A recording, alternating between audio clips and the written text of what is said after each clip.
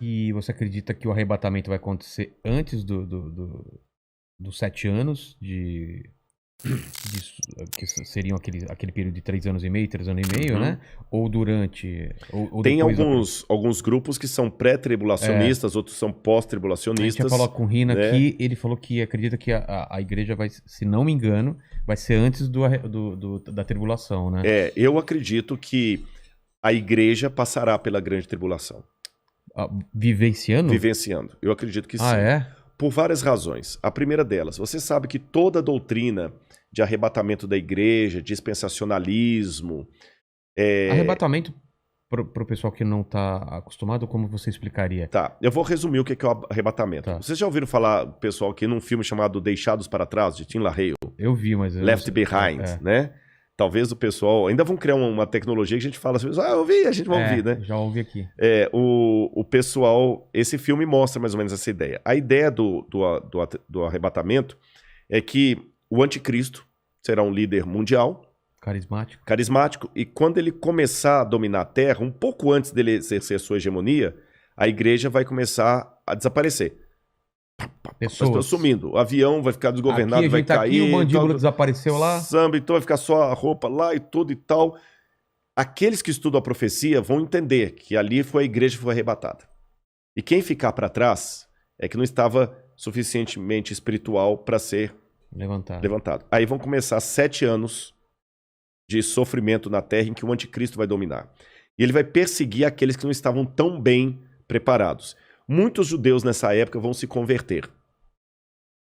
E depois desses 7 anos é que Cristo vem com poder e grande glória com aqueles que foram arrebatados para estabelecer o reino dele de 1000 anos. O milênio. Mas a igreja mesmo não estará nessa tribulação de 7 anos, será tirada antes. Isso é o que diz a doutrina chamada doutrina do arrebatamento secreto ou dispensacionalismo. Eu, Rodrigo, particularmente, eu não sou adepto a essa visão de fim de mundo.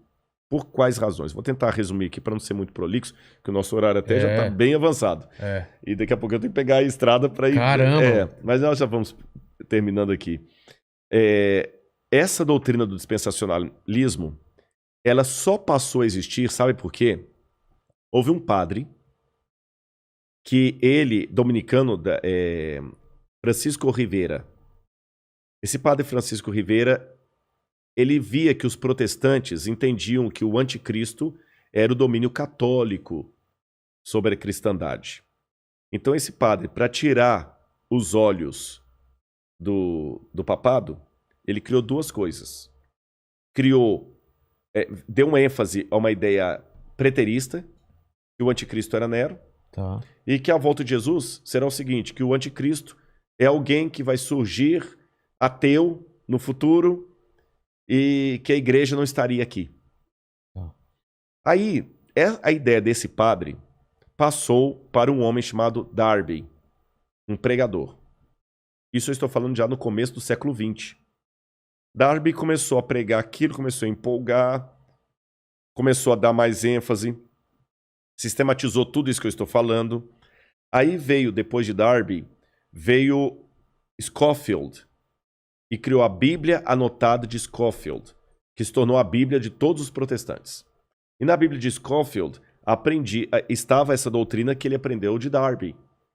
E depois de Scofield, outros pregadores renomados começaram a propagar a ideia do dispensacionalismo, especialmente o Tim LaHaye, que ficou muito famoso. E isso hoje emplacou, especialmente no mundo evangélico, como sendo a visão de fim de mundo. Só que se você olhar atrás da história do cristianismo, o dispensacionalismo, com o arrebatamento da igreja, 7 anos de tribulação, tudo mais, não fazia parte nem dos ensinos de Lutero, nem de Calvino, nem de Zwinglio, nem de John Wesley, dos metodistas, nem dos cátaros, nem dos albingenses, nem nenhum dos que viveram a história do cristianismo. Dos protestantes, nem os cátaros, como eu falei, nem os valdenses, nenhum deles ensinaram isso. Nem a igreja católica ensinou isso. Se você for recuando mais, nem os pais da igreja ensinaram isso. Então, se fosse uma doutrina verdadeira, a gente tinha que admitir que é uma doutrina que ficou por 2000 anos. Vigente? Não, nem vigente. Inesquecida. ignorada. Ignorada. Porque em 2000 anos de cristianismo... Você falando dessa visão que foram os romanos Não, essa visão do anticristo como sendo alguém que vai vir, os 7 anos, a igreja arrebatada tá, antes. essa visão. 2000 anos, essa visão ficou completamente desconhecida do cristianismo. E veio à tona... Não tem nenhum autor cristão que fala dela. Começou com Francisco Rivera, padre, e depois Darby e Hal Lindsey também, que vai vir depois de Hal Lindsey com Tim LaHaye, que vão propagar isso aí. E espalhou no mundo gospel. Mas, biblicamente, eu tenho dificuldade de aceitá-la por algumas razões. Em primeiro lugar, a volta de Jesus na Bíblia é descrita, e quando eu falo eu acredito assim, eu estou falando Lutero, Zwinglio, Calvino, todo esse pessoal aí, né? Ela será com poder e grande glória. Todo olho o verá. Até aqueles que o traspassaram. A Bíblia não fala de um arrebatamento secreto. Não fala. Em momento... mas como é que Rodrigo lá em Tessalonicenses fala? Seremos arrebatados no abrir e fechar de olhos. A palavra arrebatados ali significa tirado de um lugar e levado para outro. Não fala em arrebatamento secreto. Jesus fala, porque assim como o relâmpago que sai do Oriente e se mostra até no Ocidente, assim há de ser a vinda do Filho do Homem. Então não é uma coisa secreta. Com essas coisas em mente, outro detalhe, o Apocalipse fala que Deus guardará o povo dele na aprovação que há de vir. Algumas traduções falam da aprovação. Guardará em meio à aprovação. Tá certo? A Arca de Noé, que é tomada por modelo de muitos, até em Jesus também, que fala, assim como foi nos dias do dilúvio, será na vinda do Filho do Homem, a família de Noé que foi salva, ela foi protegida do dilúvio, mas não retirada do dilúvio.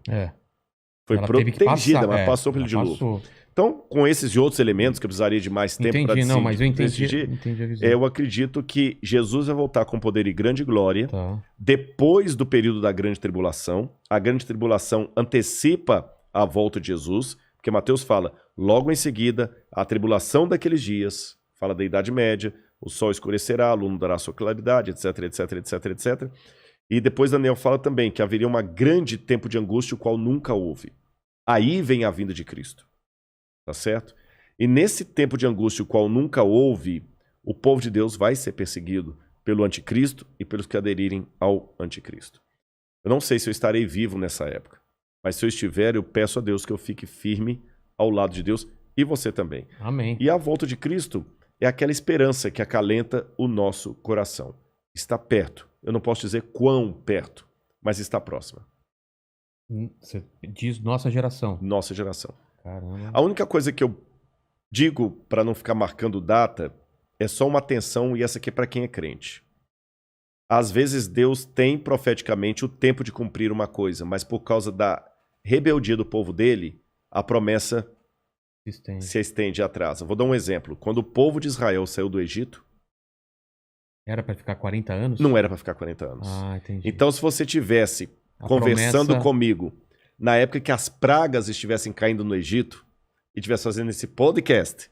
E aí? Lá em Mênfis. Exatamente. E me perguntaram assim, Rodrigo, na sua opinião, a libertação do povo hebreu está próxima? Eu falo assim, olha, pelo que eu estou vendo dos indícios, o rio Nilo se tornando em sangue, os animais morrendo, está muito próxima a libertação do povo de Deus. E de fato estava, tanto é que na Páscoa eles saíram. Só que eles saíram do Egito, mas o Egito não saiu deles. Resultado, ficaram 40 anos morgando no deserto.